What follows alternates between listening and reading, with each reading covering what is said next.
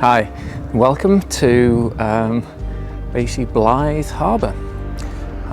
It's a little town, Northumberland, just up the coast from where I live. But bring you out here because we're still testing the two cameras, the digital versus the Olympus XA2.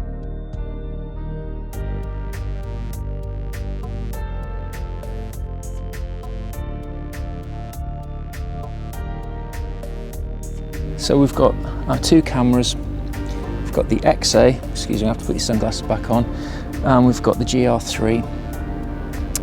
They're both pretty much point and shoot. They're both compact, can go in your pocket. I do think the XA2 are affordable film cameras. I mean, if you watched my last video, not many of you did, but never mind. I think if you're just looking for that film look and you want the colours, I think this is probably the cheapest way you can do that. I think I picked this up for about £70 online, looking at £11 for developing, plus the film cost. It's still coming in, unfortunately, even as a 35mm, you're still coming in around £16 per film, but you at least get 36 shots. So you're looking at probably in the region of about 50p a shot, something along those lines, if my maths is correct. Is 50p a shot okay? Is that something you can deal with? Well, I don't see why not. I think if you're into photography, but I can fully understand you're going to have to be very careful. It can get out of hand very, very quickly. Is it enjoyable? Oh yeah, it is.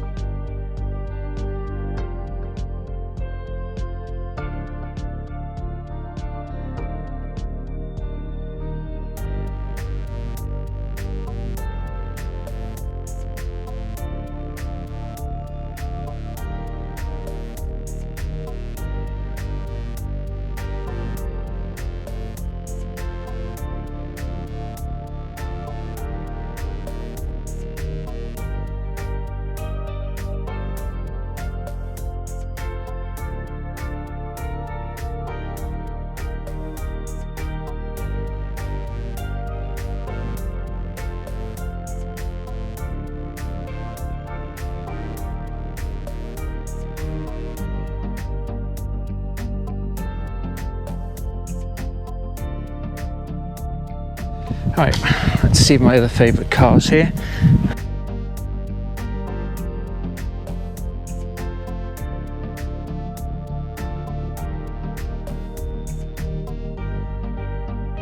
I didn't realise it was going to be a car day today, but I quite like this. So.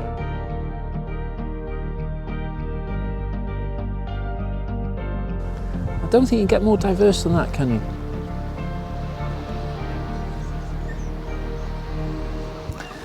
So, welcome to 8:15 on a Sunday morning. Just before, supposed to get some really bad weather, been up early this morning. This is the final location. As you can see, I think it's a pretty good one as locations go.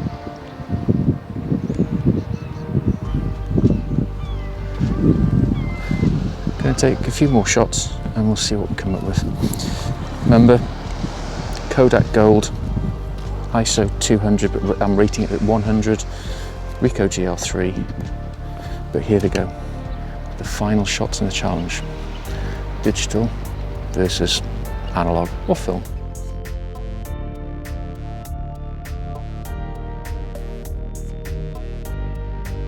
It's been a good challenge, been around the northeast,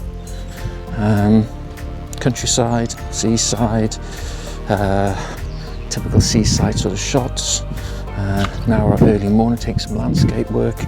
I don't know what they're like. You do, I don't. You've probably already made your mind up. I haven't yet, but I will soon. So, from our last location, I'll pass you back to me, back having a little overview of these shots. Hi, welcome back to the studio. I hope you've enjoyed it. It's been an epic video to make. It's taken a long time, a lot of different locations, and hopefully you've got an idea which is camera A and which is camera B. I'll put you out your misery in a second. My and these are my opinions, the Olympus XA2. Personally speaking, it's a very pocketable, it's a very cheap way of getting into film, because you can put some good film in there, get 36 shots, and it's very straightforward. The downsides to it, and there are quite a few. One, the focusing. It's a zone focusing system. Quite frankly, you can put it into close, mid, and landscape with a little sort of switch, slidey switch, which I don't honestly think really particularly worked particularly very well. It just tended to give a sharp image anyway, which is a positive thing for it. It gives you a sharp image. You can then get the feel of film photography and the colours and things like that, which is great. In terms of the actual interface, it's very small. The viewfinder, although clear, is very small. There's very little there in terms of being able to be manual. In fact, there's nothing really. It really is a point and shoot. The shutter release button, it is like clashing two blocks of Lego together. The sound of it, it's not the most satisfying of cameras to use. However, the results were fine. They were absolutely fine. Would I recommend you buy one? Hell no. Go and buy an XA, pay double the price, but you get double the camera. With the XA, you get your s-stop control, you get manual focus. It's a better camera, and I would highly recommend one of those compared to the XA2. As for the Ricoh GR III, again, I stuck with the one film simulation because I thought that was the best thing to do for the experiment things.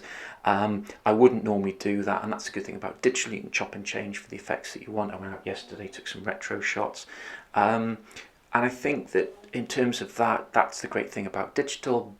The positive film is great in certain circumstances, but and some of the shots that I took, it just didn't work, which is fine because that's what the JPEGs are. But to be honest, I would just take the raw files off and I would work with those on Photoshop. So camera A is the Olympus and camera B is the Ricoh. I'm just going to look at two quick photographs just to sort of show you. If you look at the VW that I've got that I took, I really like the shot. It's very clear, as you can see. You get a sense of the whole sort of nostalgia of the vehicle.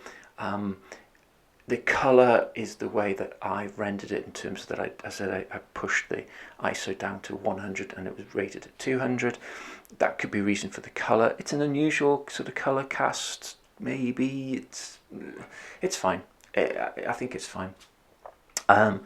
In terms of the Ricoh, you get far more of in terms of the positive, you get far more of that sort of, it's closer towards what I see from Portra 400 and things like that, and that's good. It depends on your look, and I think that's the whole thing. It depends on the look you're trying to go for, and that's what this picture shows you. It really does depend on that look, and you can see here, same picture, two very different looks. So, in conclusion, which is the winner? Well, there isn't a winner.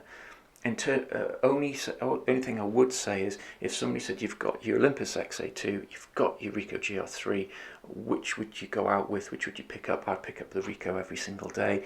The XA2 is so limited. It's great if you just don't want to think too much and you just want to take good shots, and that's great. But photography for me is about thinking. It's about chopping and changing. It's about getting the right feel. So in the end, digital in this instance wins. However, there are some shots that I took with the XA2 that I would have said were way and above what the Ricoh could produce, and that's the difference between film and digital. And that's why I'm going to remain a digital film photographer. I'm not going for one or the other. I hope you've enjoyed the video. Thumbs up, subscribe. I do have more videos in the pipeline, more looking at film, digital, things like that. Hopefully a bit quicker in future. Great to see you, great to talk to you. Take care, and we'll see you soon. Bye bye.